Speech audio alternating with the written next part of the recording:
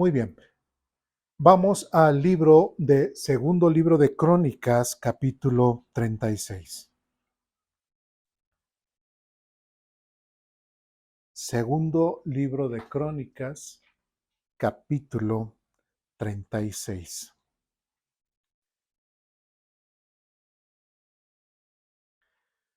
Ya con anterioridad, la semana pasada abarcamos un capítulo acerca del profeta Jeremías.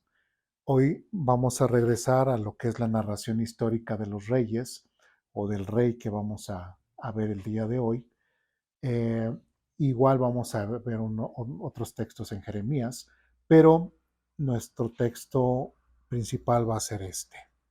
Bien, Jeremías, segundo libro de Crónicas, capítulo 36, versículo 11 en adelante, dice lo siguiente.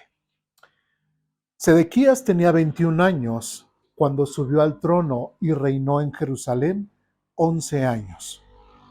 Sin embargo, Sedequías hizo lo malo a los ojos del Señor su Dios y se negó a humillarse cuando el profeta Jeremías le habló directamente de parte del Señor. Otra vez tengo que retomar un poquito el contexto. Recordemos que ahora, en este tiempo que estamos viendo, lo que es ahora el reinado de Sedequías y ahora el ministerio del profeta Jeremías, el pueblo de Israel, lo que es la nación del norte, completamente desaparecida, llevada por los asirios. Tenemos ahora el reino del sur, Judá, capital, Jerusalén, donde está el templo del Señor. De hecho, veíamos cómo la semana pasada prácticamente a Dios, por quitar la idolatría dentro del pueblo de Judá, hasta dejó que el templo fuese destruido. ¿Sí? Entonces, el día de hoy, pues vamos a ver un poquito parte de esa continuidad histórica del reino de Judá y ver que la situación espiritual acerca del pueblo de Judá sigue estando mal. ¿Sí? Ahora, si el líder, si el rey está mal, por consiguiente, todo está mal. Siempre se ha dicho que cuando la cabeza está mal en una empresa, en un trabajo, en una familia, en una iglesia, en donde sea, si la cabeza está mal, todo el cuerpo pues también está mal.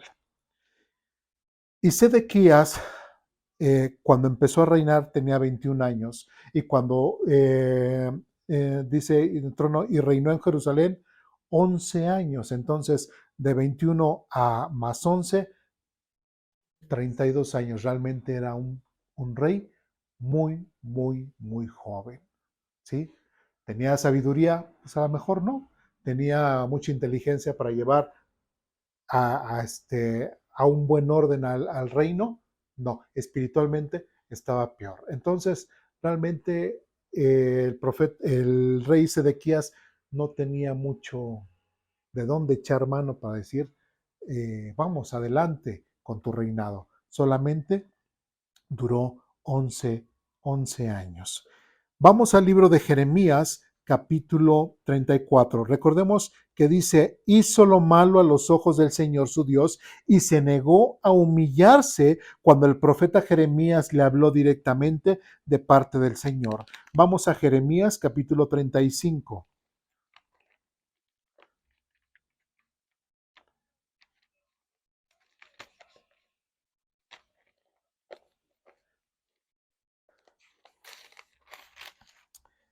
Jeremías capítulo 35, versículos del 1,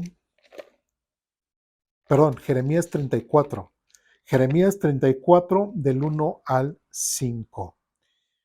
Ya estamos ahí. Dice lo siguiente: el rey Nabucodonosor de Babilonia llegó con todos los ejércitos de los reinos que él gobernaba y peleó contra Jerusalén y las ciudades de Judá. En ese momento, Jeremías recibió el siguiente mensaje del Señor: ve ante Sedequías, que es precisamente el rey que abordamos en Crónicas. ¿Sí? Eh, Ve a Jerusalén y a las ciudades. En ese momento Jeremías recibió el siguiente mensaje del Señor. Dice, ve ante Sedequías, rey de Judá, y dile, esto dice el Señor Dios de Israel. Estoy por entregar esta ciudad en manos del rey de Babilonia, y él la incendiará.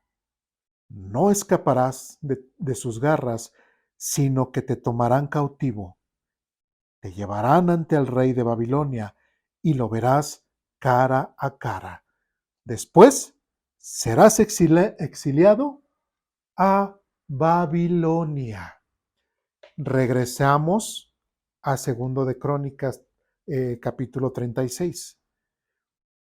Aquí el narrador de Crónicas dice otra vez, versículo 12, sin embargo, Sedequías hizo lo malo a los ojos del Señor. ¿Cuál era la situación de Sedequías? Ya tenía al imperio babilónico encima de ellos. Ya tenían prácticamente a todo un ejército que ya los estaba doblegando.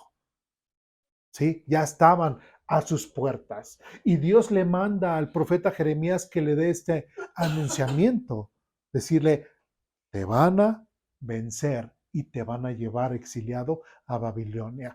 Vas a ser apresado y te van a llevar en contra de tu voluntad. Pero ¿qué es lo que pasó? ¿Qué actitud tuvo este rey Sedequías?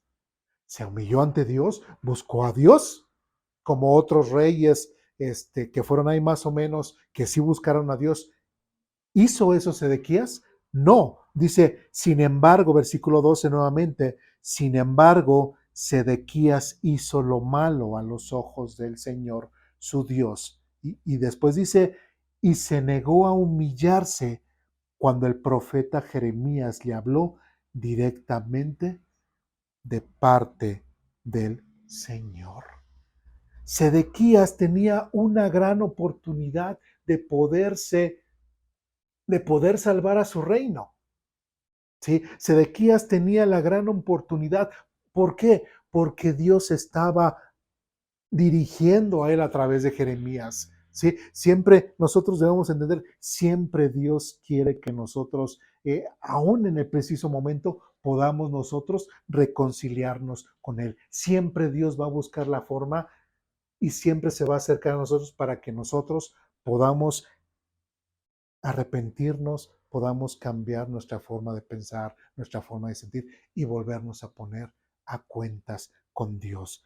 Pero tristemente este rey Sedequías hizo lo malo ante los ojos del Señor su Dios y se negó a humillarse cuando el profeta Jeremías le habló directamente de parte del Señor.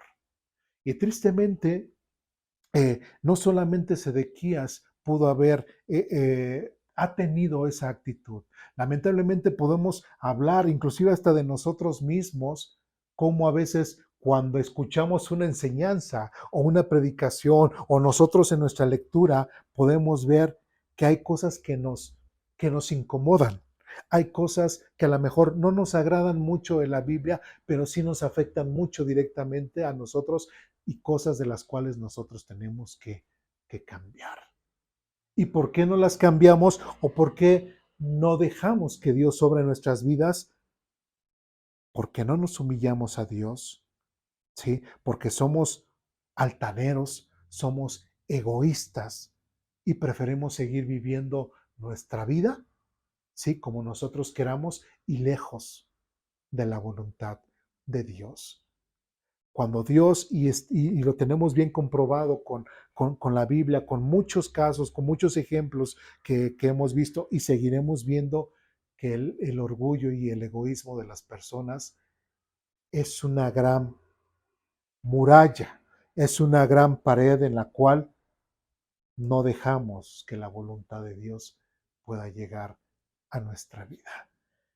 Preferimos seguir viviendo nuestras vidas. Y dice aquí, y se negó a humillarse cuando el profeta Jeremías le habló directamente de parte del Señor. ¿Qué pasó después? Versículo 13.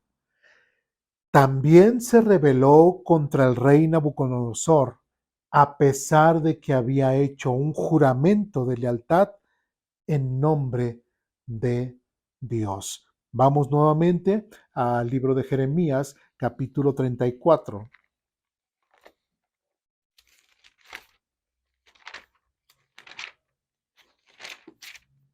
Jeremías, capítulo 34, versículos del 8 en adelante. ¿Ya estamos ahí? ¿Sí? Bien, Jeremías 34, del 8 en adelante, dice lo siguiente. Jeremías recibió este mensaje del Señor luego que el rey Sedequías hizo un pacto con el pueblo que proclamó la libertad de los esclavos. El rey había ordenado que todo el pueblo dejara en libertad a sus esclavos hebreos, tanto hombres como mujeres. Nadie debía mantener a un hermano judío en esclavitud. Las autoridades y todo el pueblo habían obedecido el mandato del rey, pero luego cambiaron de opinión. Volvieron a tomar a los hombres y a las mujeres que habían liberado y los obligaron a ser esclavos otra vez. ¿Se dan cuenta? Dios les había dado la oportunidad no solamente de salvarse, sino que cambiaran su forma de pensar. ¿Sí? Prácticamente Jeremías también ya les había dicho, pueblo de Judá, tienes que cambiar porque te va a pasar lo mismo que le pasó al reino del norte que se los llevaron. Tú, Judá, tienes que ser diferente. Y así como Dios quiere que cambie y que no vayas a ser esclavo como lo vas a hacer o como está previsto que se hace en Babilonia, ¿sí? Tú también tienes que tener un cambio de vida. Y de la misma forma en la cual Dios te está perdonando y de la misma forma en la cual Dios te quiere liberar de esa nación opresora, tú también en tu vida tienes que tener esa misericordia. ¿Sí me expliqué? Dios los quería liberar, quitar ese yugo. Pero el pueblo de Israel, en un principio emocionalmente, ¿qué hizo? Aceptó. Como dice aquí, el rey había ordenado que todo el pueblo dejara en libertad a sus esclavos hebreos, tanto hombres como mujeres. Dice, nadie debía mantener a un hermano judío en esclavitud. Las autoridades y todo el pueblo habían obedecido el mandato del rey. Por un momento el rey tuvo a bien realizar este mandato y por un momento el pueblo de Israel dijo, sí, sí, pero tristemente al ver la situación de que los babilonios se acercaban, al ver la situación de que la llevaban de perder, ¿qué hicieron? Tuvieron una respuesta emocionalmente y le dijeron a Dios, sí. Y le dijeron al rey, sí, obedecemos. Pero después, versículo 11 dice, pero luego cambiaron de opinión. Volvieron a tomar a los hombres y a las mujeres que habían liberado y los obligaron a ser esclavos otra vez. Qué tristeza es de que una persona al tomar una decisión con base a sus emociones, pues pareciera, mira, tomó una buena decisión, ¿no? Aquellas personas que vienen de repente que durante toda su vida han estado en drogas o han estado en alcoholismo o le han sido infiel a sus parejas o han robado o han hecho lo X, ¿sí? Que se acercan en el momento, escuchan el mensaje y terminan llorando. O sea, si les platica la infinidad de testimonios de gente que luego llega a las iglesias así, con esa emoción. De hecho, hasta luego hacen campañas evangelísticas y hay predicadores muy buenos. Hay pastores que han dicho, ay, es que ese predicador predica tan bonito, tan emocional, que hasta yo mismo quisiera otra vez acercarme y aceptar a Jesucristo en mi corazón. Pero ¿qué fibras se tocan? Las fibras del emocionalismo. ¿Sí? Y es lo que un maestro, lo que un pastor, lo que un predicador no debe de llegar. Porque lamentablemente cuando se llega a esas fibras de la emoción, solamente dura eso. No llega a la convicción de la persona. ¿sí? No llega a la voluntad de la persona, porque las personas que toman decisiones emocionalmente, de repente les llega otra emoción y ¿qué va a pasar con sus decisiones? Las vuelven a cambiar, porque nunca estuvieron conscientes intelectualmente hablando para poder tomar esa decisión. ¿Me expliqué? ¿Sí? Y tristemente, muchas veces el ser humano toma así sus decisiones. Y nuevamente leo el versículo 11, pero luego cambiaron de opinión, volvieron a tomar a los hombres y a las mujeres que habían liberado y los obligaron a ser esclavos otra vez. Así que el Señor les dio el siguiente mensaje por medio de Jeremías. Esto dice el Señor Dios de Israel. Hace tiempo hice un pacto con sus antepasados cuando les rescaté de la esclavitud de Egipto. Les dije que todo esclavo hebreo debía ser liberado después de haber servido 6 años, pero sus antepasados no me hicieron caso. Hace poco ustedes se arrepintieron e hicieron lo que es correcto, obedeciendo mi palabra. Liberaron a sus esclavos e hicieron un pacto solemne conmigo en el templo que lleva mi nombre. Versículo 16. Sin embargo, ahora ustedes abandonaron su juramento y profanaron mi nombre al volver a tomar a los hombres, y a las mujeres que habían liberado y los obligaron a ser esclavos otra vez.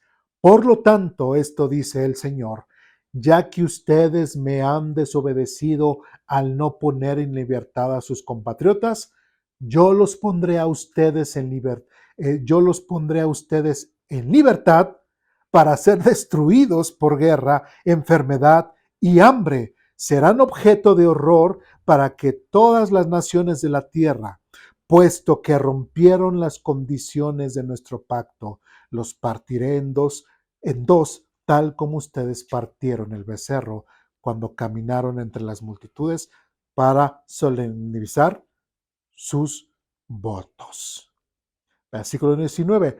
Así es, yo los partiré, sean autoridades de Judá o de Jerusalén, funcionarios de la corte, sacerdotes o gente común, porque rompieron su juramento. Entonces, hay personas, el pueblo de Israel, hubieron personas que realmente hicieron ese pacto, hicieron ese juramento. Sí, los vamos a soltar. Sí, el Señor, inclusive desde la antigüedad, lo había establecido de que teníamos que dejar en libertad a nuestros hermanos, aún judíos, para que ellos fueran libres, mostrando esa misericordia de Dios hacia nosotros que siempre hemos tenido como pueblo de Israel.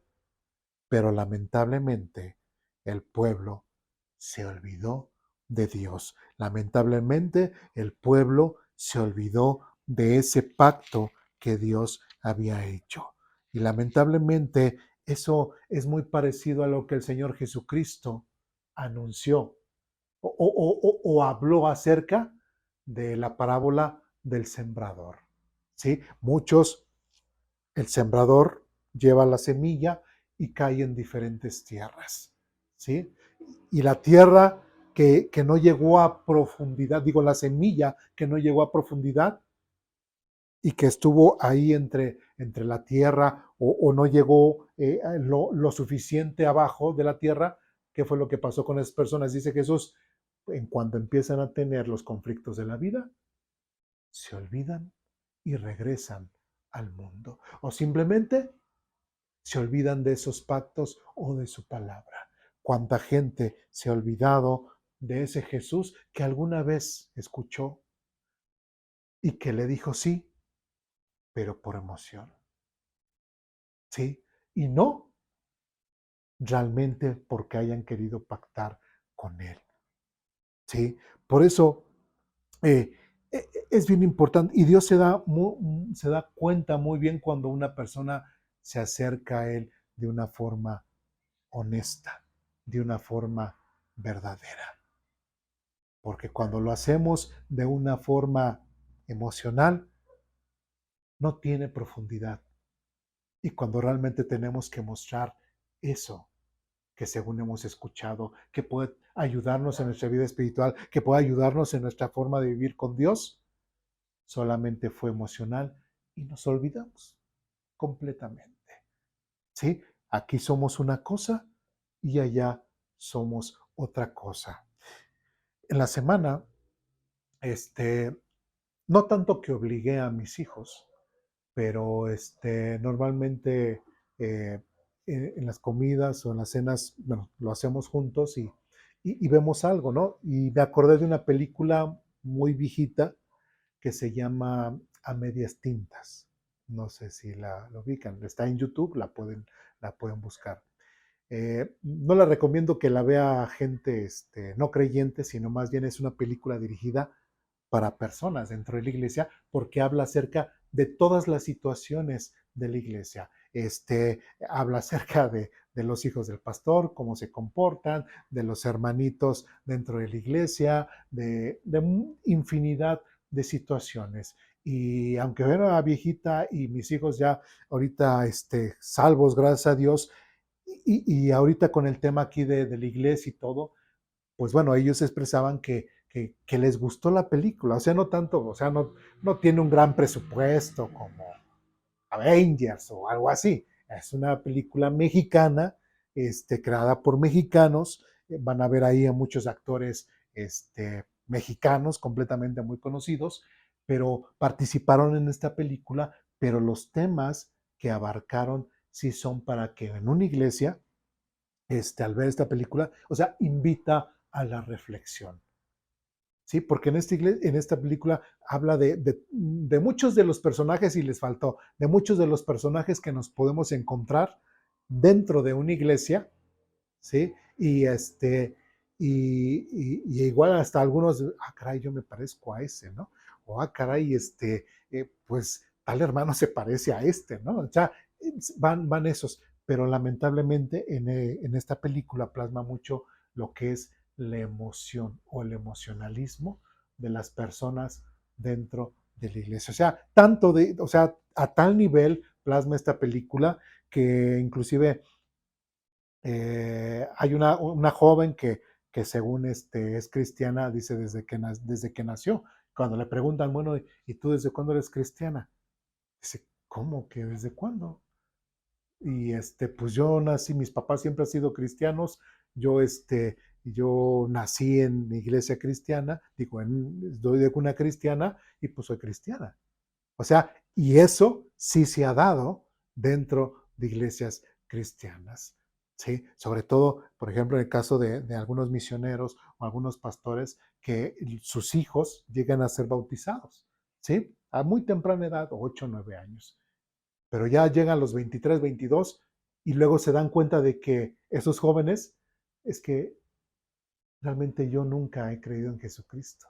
Y sí me bauticé y todo, pero fue por influencia de mis papás, ¿sí? Entonces, ni recibí a Cristo antes y nada más me remojaron, pero ahora estoy completamente convencido de que he aceptado a Jesucristo y pido que me bauticen otra vez. ¿Sí me expliqué? ¿Sí? Entonces, ese tipo de detalles, digo, los podemos ver en esa película, los hemos visto en la vida real. Entonces, bueno, si tienen oportunidad de ver esta película, yo creo que los ayudaría mucho a reflexionar muchas cosas y bueno, no critiquen así, es que este hermano se parece a no, sino nada más por esto, ¿no? Bueno, entonces es importante que nosotros veamos que nuestra forma de sentir muchas veces va a perjudicar nuestra forma de tomar las decisiones, ¿sí? Entonces Dios en el versículo 14 del capítulo 34 de Jeremías dice, les dije que todo esclavo hebreo debía ser liberado después de haber servido 6 años, pero sus antepasados no me hicieron caso y de ahí nos saltamos nuevamente.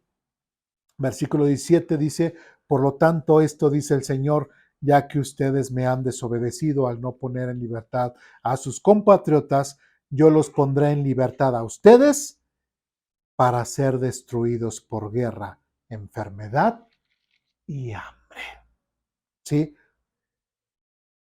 Prácticamente le está diciendo al pueblo de Israel, yo he tenido misericordia de ti y quiero seguir teniendo misericordia, pero la misericordia que te muestro, tú también la debes demostrar. ¿Sí? Desde tu hogar, con tus compatriotas, tienes que mostrar la misma misericordia. ¿Sí? En el Nuevo Testamento se nos insta o se nos anima de que de la misma misericordia con la cual hemos recibido de Jesucristo, ¿sí? También nosotros lo expresemos. Que aquel que no perdona a su hermano, ¿sí? Que es lo que dice, de la misma forma que Jesucristo nos ha perdonado, también nosotros perdonemos a los hermanos. Cualquier pecado que nosotros hayamos cometido, el Señor nos perdona. Cualquier cosa que igual un hermano, hijo de Dios, a lo mejor por ignorancia o por lo que sea, ha cometido un acto que nos afecta a nosotros, también es motivo de que también podamos nosotros perdonar. ¿Por qué? Porque no hay límite para el perdón de Dios. ¿Sí me expliqué? Entonces, de la misma misericordia que nosotros hemos recibido, de esa misma misericordia tenemos que compartir a los demás. Regresamos al segundo libro de Crónicas, capítulo 36. Ya estamos ahí. Segundo libro de Crónicas, capítulo 36. Nuevamente, versículo 13 dice, también se rebeló contra el rey Nabucodonosor a pesar de que había hecho un juramento de lealtad en nombre de Dios. Sedequías era un hombre duro y terco y rehusó volverse al Señor, Dios de Israel. Ya Dios le había dado la oportunidad a través de Jeremías que pudiese arrepentirse y cambiar el rumbo de su historia, o lo que se veía como si fuese ser su destino final. Sedequías, ya sabes que vas a ser apresado y vas a ser llevado a Babilonia, exiliado. Ya sabes que Judá va a ser destruido, ya se te ha anunciado. Ya sabes que el templo de Jerusalén iba a ser destruido. Sedequías, Dios te lo está diciendo no para que te sientas mal, sino al contrario, tendría que ser un día de bendición y de alegría, porque si tú te cambias, cambias tu forma de pensar, cambias tu forma de ver las cosas, te humillas y haces ese compromiso con Dios, la historia no está plasmada, la historia la puedes cambiar. ¿Sí? No puedes decir, es que es mi destino. No, el destino no existe. Tú marcas, cada quien, cada persona es que el arquitecto de su propia vida y el arquitecto de su propio destino. Porque hay mucha gente que dice eso. Pues es que como ya está escrito, no. Aquí vemos, ¿sí? Dios habla y le dice, pero ¿para qué? Para que pueda cambiar. Nosotros vemos a un Jonás ve y háblale a Nínive que en tantos días va a ser destruida. ¿Qué hizo Nínive? Se arrepintió, ¿sí? Y se quiso poner a cuentas con Dios. ¿Y qué pasó? ¿Dios lo destruyó?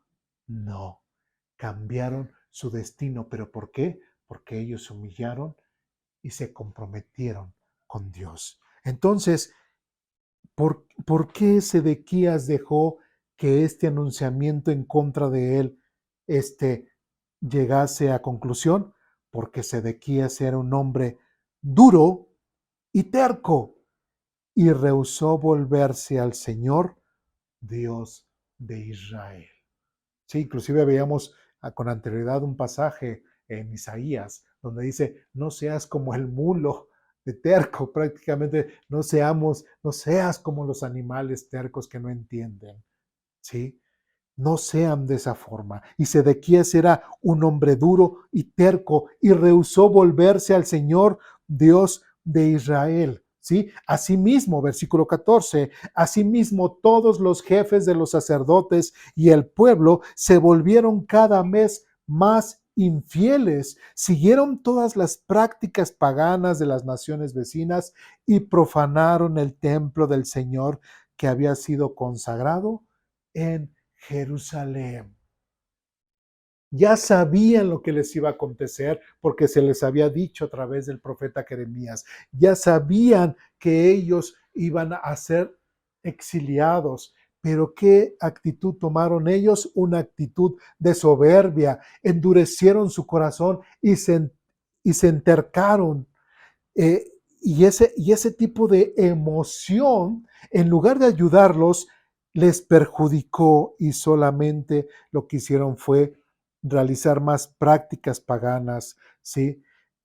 Profanaron el templo del Señor y que había sido consagrado en Jerusalén. Y versículo 15 dice, repetidas veces el Señor Dios de sus antepasados envió a sus profetas para advertirles, porque tenía compasión de su pueblo y de su templo. El pueblo de Judá no podría decir, es que nadie me dijo. El pueblo de Judá no podría decirle, es que nunca, Señor, nos advertiste de que esto iba a venir. ¿Sí? Ninguna persona puede decir, es que nunca me han hablado del mensaje de salvación. Es que nunca me han compartido acerca de Dios. Es que nunca me han compartido acerca del amor de Dios. ¿Sí? Cuando una persona le empieza a reprochar o le podría reprochar a Dios por qué está en la situación en la que está, por qué esta persona está sufriendo lo que está sufriendo, ¿sí? No entiende que Dios lo estará disciplinando. No entiende que Dios quiere que otra vez se vuelva a acercar a Él.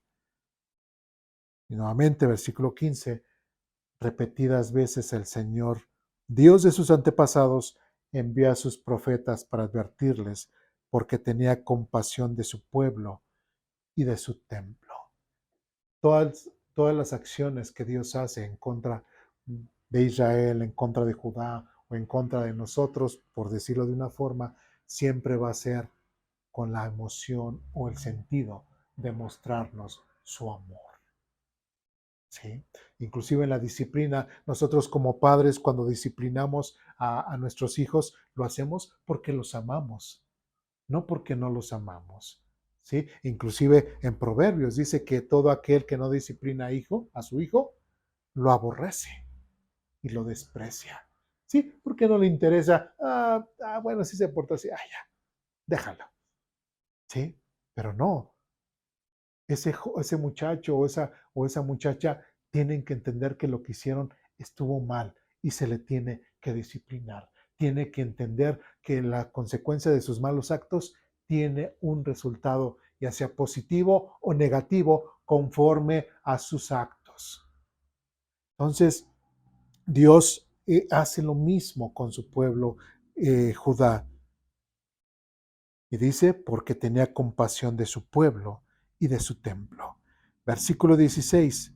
Sin embargo, el pueblo se mofaba de estos mensajeros de Dios y despreciaba sus palabras.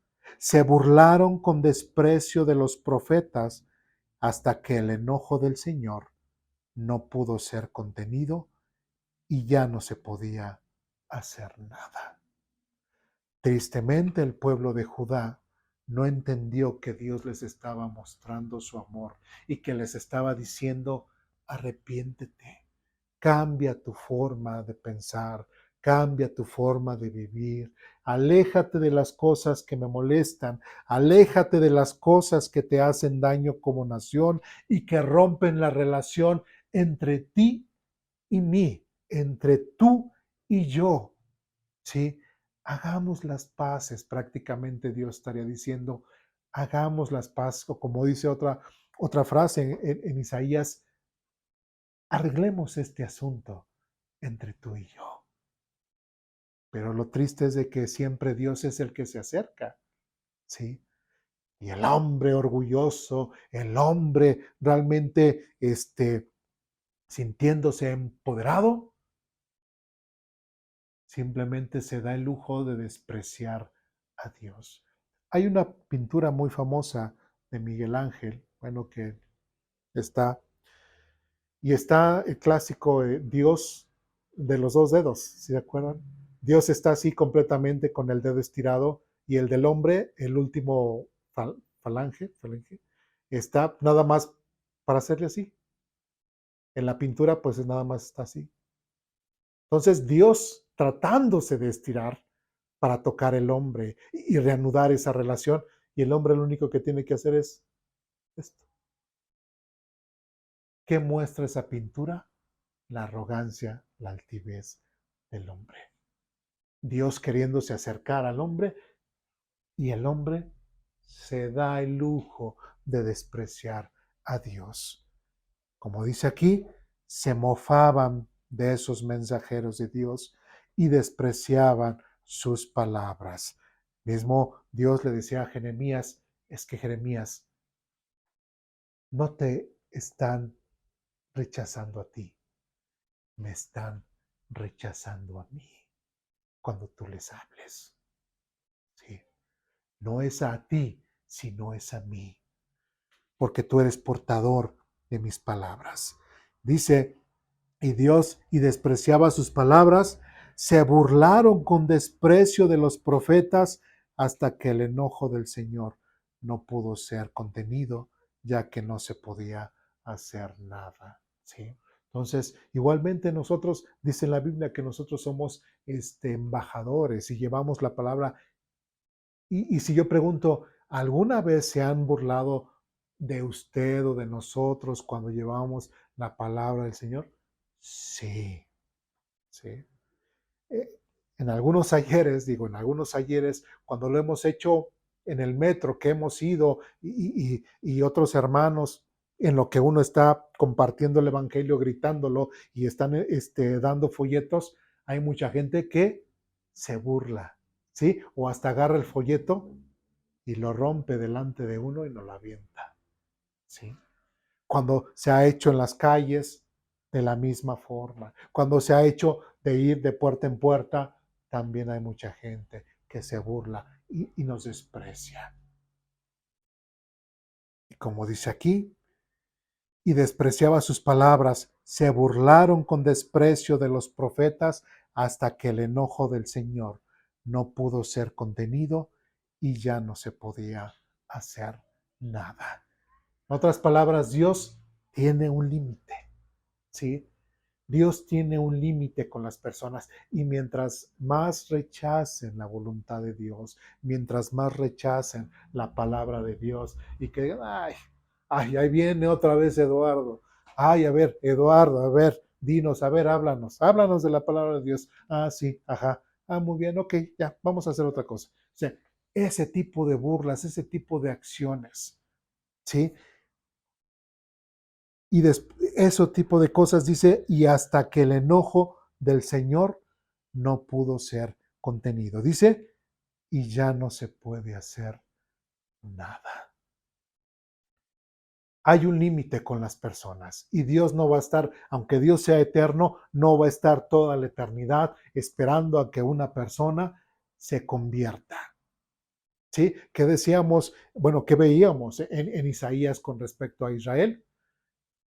Que simplemente Dios dijo de ellos, es que ya no vale, ya está en vano en que tú, Israel y yo tengamos una relación. No tiene sentido. Y fueron juzgados. Y ahora con el pueblo de Judá, ¿qué es lo que qué es lo que le está diciendo? Y ya no se puede hacer nada. Los babilónicos ya están a la puerta, ya están amenazándote, ya están listos para llevarte. Y tú no te doblegas, tú no te humillas, no te quieres poner a cuentas conmigo. Entonces dice el Señor, pues ya no se puede hacer nada, Judá.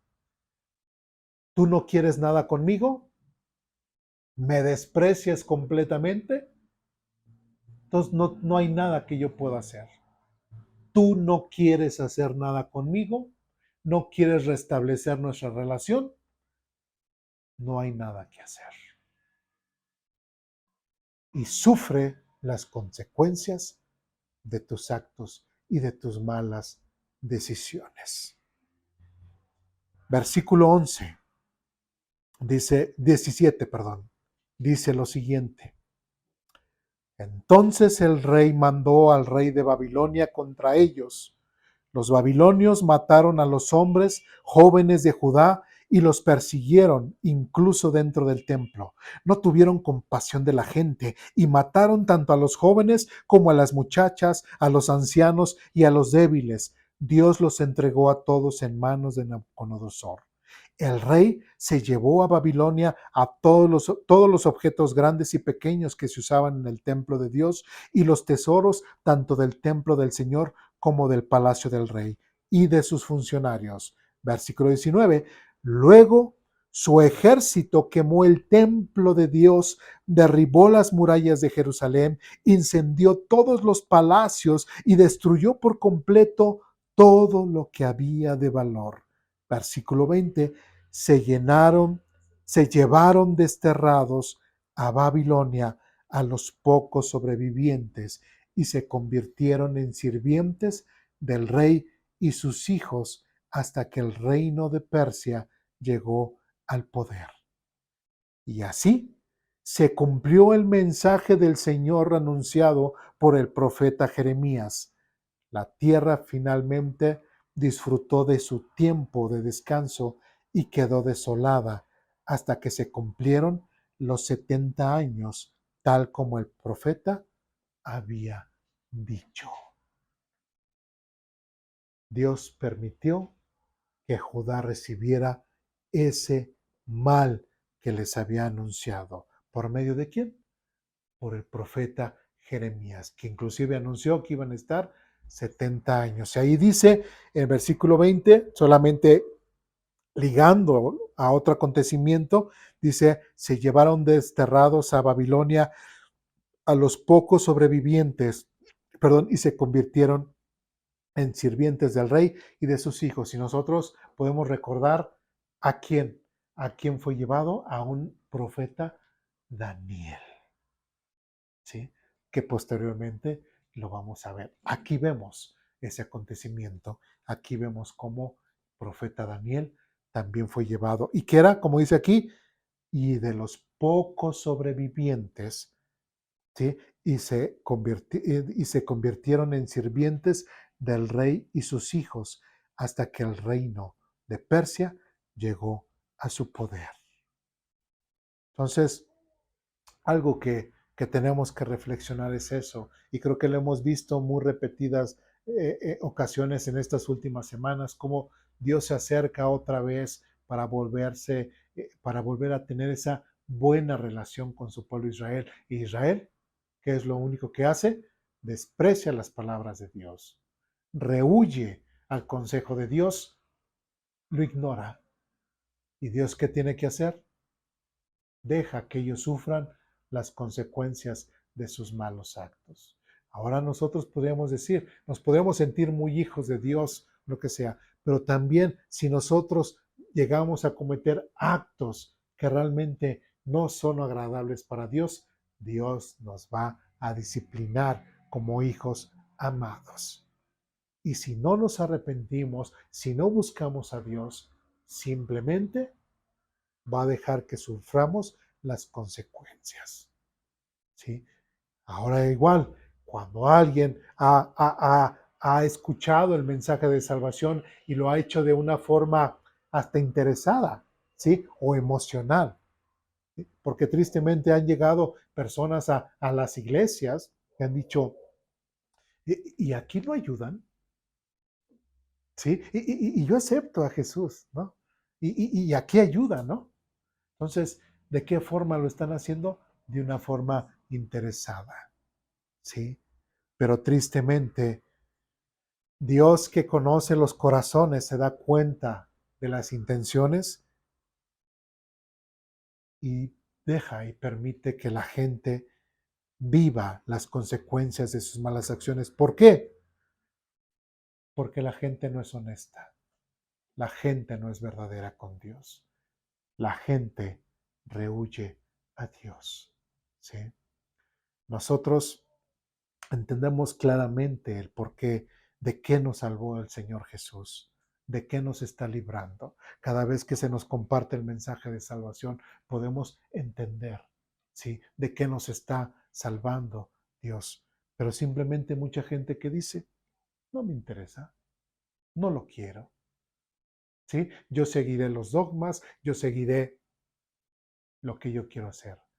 No me interesa absolutamente nada de lo que Dios hace.